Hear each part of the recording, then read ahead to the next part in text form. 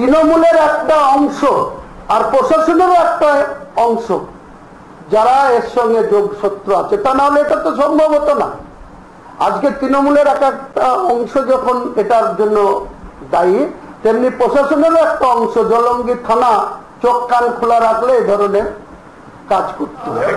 বলার জায়গায় নিশ্চয়ই বলা হবে, ইতিমধ্যে বলার চেষ্টা হয়েছে, এটা নিয়ে কোনো দুশ্চিন্তার কারণ নেই। তবে আমি একটা কথা বলছি, সময় আসলেই নিশ্চয়ই সঠিক সমাধান বেরিয়ে আসবে। এর ফলে কি আমাদের যে প্রার্থী ভোট পাওয়ার কথা ছিল আরো কমে যাবে?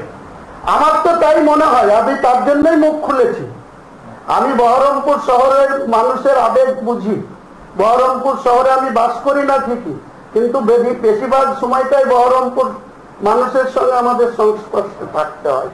কাজে তাদের পালস বুঝি, তাদের চলাফেরা বুঝি, তাদের গতিবিধি বুঝি, তারা কি করতে চায় বুঝি।